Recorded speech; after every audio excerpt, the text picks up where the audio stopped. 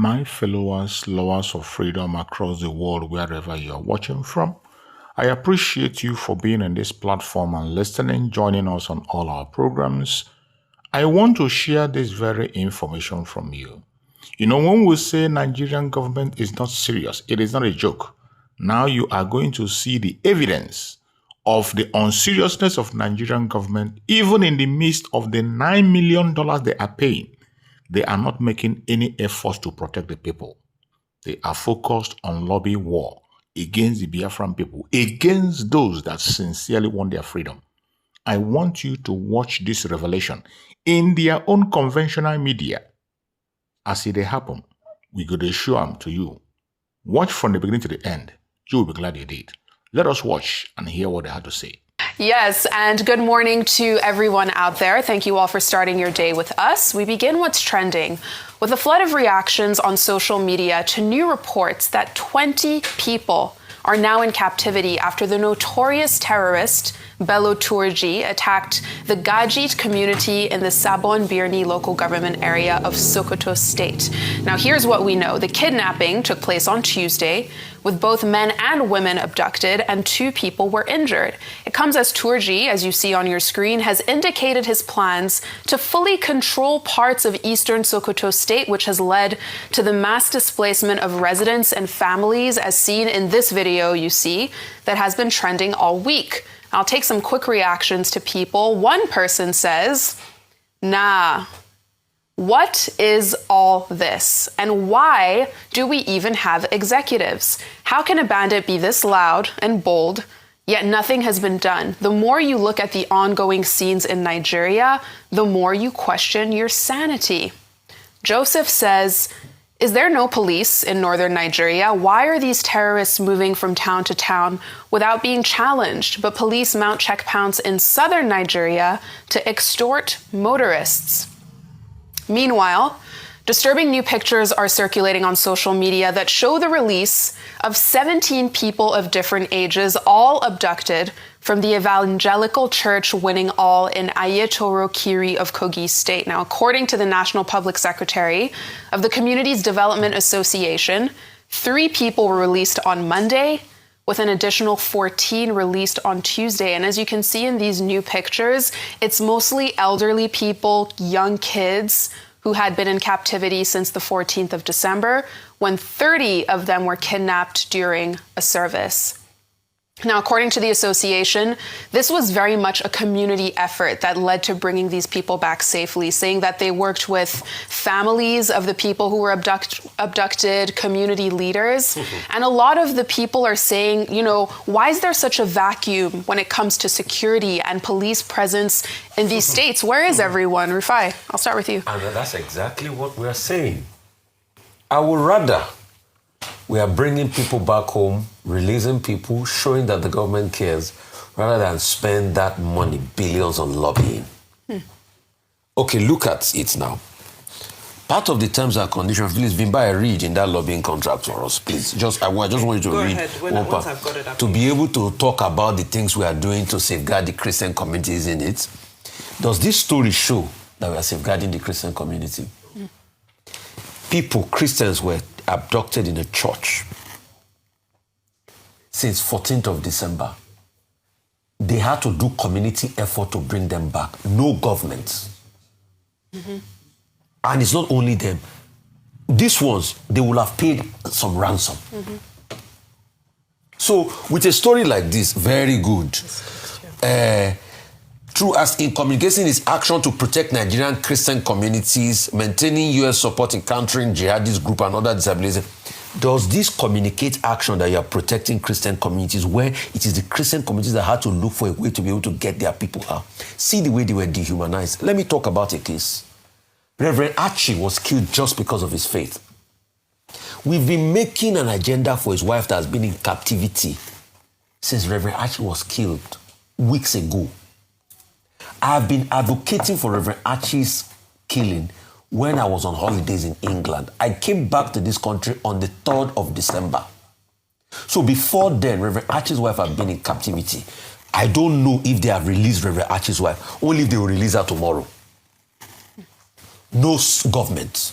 no government agency. The last time, it was the family that was running around. Reverend Archie's body was only released after the family had gone to put some money forward to the criminals. Reverend Archie was picked up in his home. So does this, bro, rather than doing all of this, why don't we capitalize or focus on how we can solve the problem? I was reading in African reports, as regards this lobbying thing, that one lawyer was paid $5,000 just to write a letter to some American, what is it called, senators or something. $5,000 to write a letter. Well, a lawyer deserves his wages. I'm not saying they don't deserve their wages, Dr. But I'm not arguing that lawyer doesn't deserve their wages. I'm just stating empirical facts. But see the sad reality. So I think it's time for us to look within.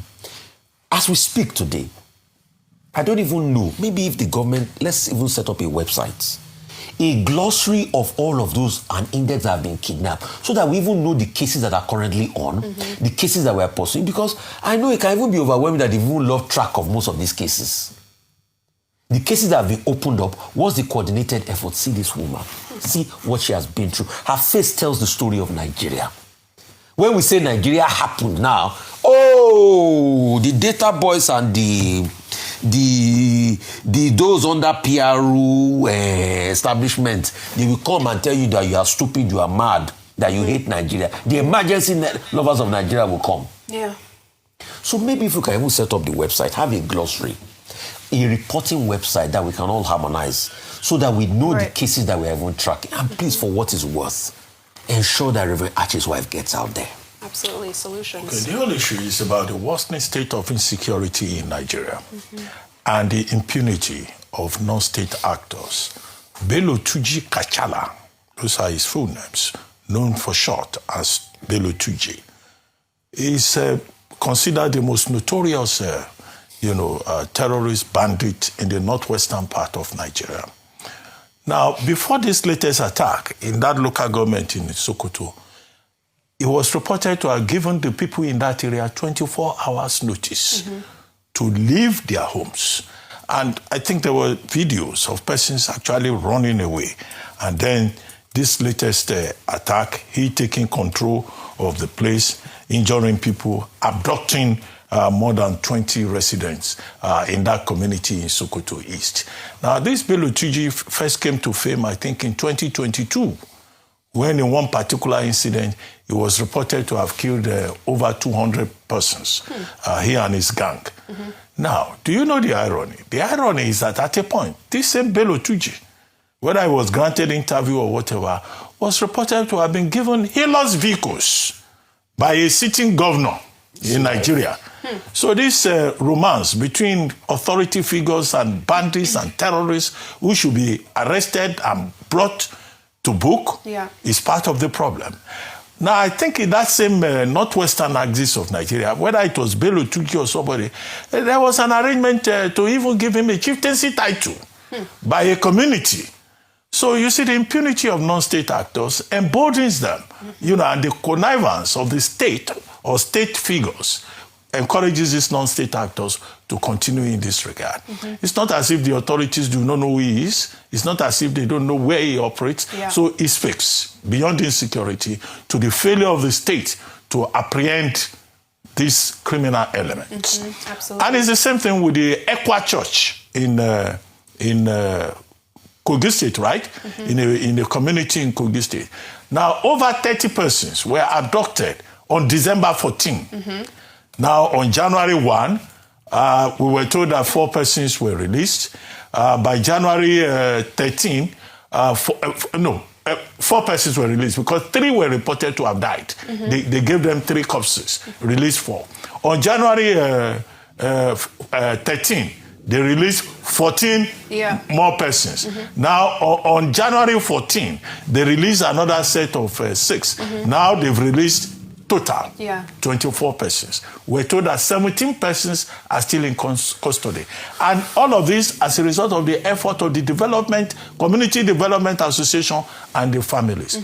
You ask yourself again, where are state agents? That's the question. Where are the people who have a constitutional obligation to protect Nigerians. And that's why it looks helpless, whether the victims are, Christians or they are Muslims. Right. We're under siege, but the only good story there is that the Minister of Defense now says they are setting up new training depots, one in Ebonyi State and some elsewhere, to scale up, the Nigerian government living up to its responsibility.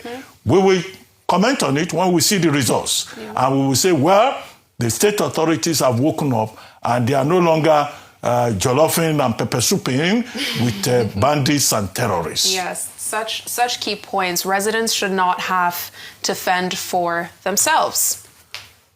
As the Minister of Defense, General Christopher Musa, retired, has warned Sheikh Ahmed Gumi and others sympathetic to terrorists and bandits to stop their subversive endeavor, saying, and I quote, "A friend of a thief is a thief." Speaking yesterday during an official visit to Maiduguri, the minister said those engaged in acts of terrorism and banditry did not represent any form of regional, ethnic, or religious brotherhood. The warning came as the Nigerian army said it had taken a significant step towards strengthening its manpower development and national security framework with the construction of a new training depot at Amasiri, Eda, located within Afikpo and Eda local government areas of Ebonyi State. Musa explained that his remarks were deliberate and purposeful, not merely symbolic. He stressed that Nigerians must refrain from supporting or justifying criminal activities in any form. He said the warning directly responded to narratives previously advanced by Sheikh Gumi, who had referred to bandits hiding in forests as, and I quote, "our brothers," and suggested that society could not function without them. Musa stated that Nigeria could not defeat terrorism and banditry while dangerous narratives blurred the line between victims and perpetrators. Now on to some cheery news, as the federal government has recorded a major breakthrough in the education sector with the signing of a renegotiated agreement with the Academic Staff Union of Universities, ASU. The agreement, which takes effect from January 1st, is expected to finally put an end to decades of industrial actions in public universities. After 16 years of tough negotiations dating back to 2009, both parties say the new deal is mutually beneficial. Arise News correspondent Juliet Obata reports.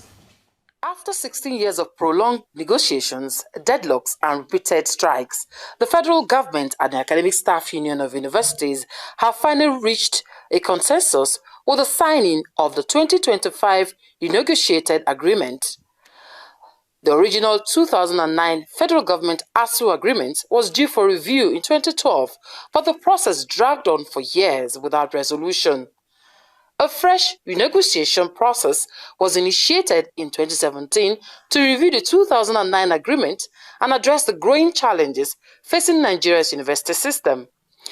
This agreement represents the culmination of sustained dialogue between the federal government of Nigeria, FGN, and the Academic Staff Union of Universities, ASU, and reaffirms our collective commitment to the stability, quality, and global competitiveness of Nigeria's public university system. Since 2009, negotiations between FGN and ASU have constituted one of the most prolonged and consequential labor engagements in Nigeria's public sector. This led to the setting up of several renegotiation committees, beginning with the Wale Babalaki Committee in 2017 under the administration of late President Muhammadu Buhari. In 2021, the Buhari government inaugurated another committee headed by Muzali Jibrin, followed in 2022 by the Nimi Briggs-led committee. Despite these efforts, negotiations between 2017 and 2022 failed to produce a new collective bargaining agreement. Fast forward to 2024, the President Bola Tinubu administration inaugurated a fresh renegotiation committee chaired by Yayali Ahmed in October. 14 months later, the process has culminated in the signing of the 2025 renegotiated FG-ASU agreement. Usually, when at the end of struggles like this, it creates a paradox. It pushes for proper funding. But once funds arrive, there are limited institutional mechanisms for the union to enforce. Our union also wants to specially appreciate the Honorable Minister of Education Dr. Tunji Maruf Alausa. The new agreement addresses key issues, including conditions of service, university funding, autonomy, academic freedom, and other systemic reforms aimed at reversing decay, curbing brain drain, and repositioning Nigerian universities for national development. Today's agreement is a clear and deliberate, with unprecedented demonstration of the commitment of His Excellency President Bola Ahmed Tinubu, GCFR, to quality, accessible, and uninterrupted academic calendars for all Nigerian students in a tertiary institution. The agreement provides for the review of the remuneration package of academic staff in federal tertiary institutions, as approved by the National Salaries, Income and Wages Commission. And this agreement, I'm making promise to you today, this agreement will be effective from January 1st, and was effective from January 1st, 2026. As part of the agreement, the federal government has approved 9 new allowances for university lecturers, including a professorial cadre allowance of 1.74 million naira per annum. Juliet Obata, Arise News. Of course, we pray that it will be sustained. Now on to other news. As Nigerian Upstream Petroleum Regulatory Commission, NUPRC, yesterday met with prospective bidders of the 50 oil and gas blocks currently on offer in the 2025 oil licensing round and other stakeholders in the Nigerian oil and gas industry for interaction on the modalities and expectations for the exercise. The pre-bid conference, which took place in Lagos, was attended by top government officials, members of the Oil Producers Trade Section, OPTS, Independent Petroleum Producers Group, IPPG, emerging players, and other major stakeholders in the oil and gas industry. At the event, Chief Executive of NUPRC, Orishemeyiwa Eyeson, announced a reduction in entry costs for the licensing round, including a revision of the signature bonus and other pre-first oil fees as part of ongoing reforms to attract investment into Nigeria's upstream sector. According to her, lessons from previous licensing rounds have informed the 2025 licensing round with a renewed focus on attracting capable investors in the 50 assets on offer. Eyeson further announced a major policy shift aimed at reducing barriers to entry into the sector. On to the other news, the Trump administration is placing an indefinite pause on immigrant visa processing from 75 countries, further restricting the legal routes for entering the United States. The State Department on Wednesday said the administration wants to bring an end to the abuse of the system by those who would extract wealth from the American people by using welfare and public benefits. The order takes effect on 21 January, but a full list of the 75 countries has not yet been released. No fewer than 5,000 intending Nigerian immigrants to the United States may be delayed following the new visa restrictions. Data from the U.S. consulate in Lagos shows that 5,626 immigrant visas were